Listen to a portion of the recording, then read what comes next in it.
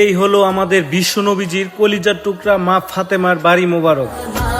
তার ঘর ছিল ছোট, কিন্তু হৃদয় ছিল সবচেয়ে বিশাল। দুনিয়ার কষ্টে কখনো অভিযোগ করেনি, এটাই তার শিক্ষা। উনার বিনয় ছিল এত গভীর, যেন নূরের নদী বয়ে চলে। তিনি ছিলেন এমন এক মা, যিনি সন্তানদেরকে শুধু দুনিয়ায় নয়, আখিরাতের আলো শিখিয়েছেন।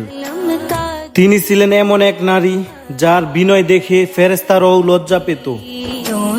ওনার দোয়া ছিল নরম, ওনার হৃদয় ছিল প্রশান্ত, আর জীবন ছিল ঈমানের সুগন্ধ। আমাদের বিশ্ব নবীজির কলিজার টুকরা মা ফাতেমার বাড়ি এটা। এখানে ওনারা নামাজ পড়তেন, আরো 1400 বছর আগের কথা। দেখেন এই জায়গাটা কত সুন্দর, মাশাআল্লাহ। এখানে ওনারা নামাজ আদায় করতেন। আর ওই যে সামনে একটা, এটা হচ্ছে জানালা। 1400 বছর আগের কথা, মাশাআল্লাহ। দেখেন এটা হচ্ছে মেন গেট। এখানে আমাদের বিশ্ব নবীজির কলিজার টুকরা মা ফাতেমা রাদিয়াল্লাহু তাআলা আনহা এখান দিয়ে প্রবেশ করতেন, মাশাআল্লাহ। তো সবাই আমিন লিখবেন, যারা যারা আমার ভিডিওটি দেখতেছেন সবাই আমিন লিখবেন।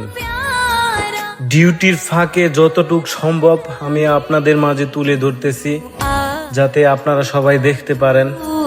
এখানে আসার সৌভাগ্য সবার হয় না। এখন বাজতেছে সকাল 9টা। কিছুক্ষণ পর এখানে সিরিয়াল পাওয়া যাবে না, এত হাজি এখানে আসে এই বাড়ি দেখার জন্য। মাশাআল্লাহ, সবাইকে এখানে আসার তৌফিক দান করুক। সকলে বলেন আমিন। আল্লাহ সবার মনের আশা তুমি পূরণ করো।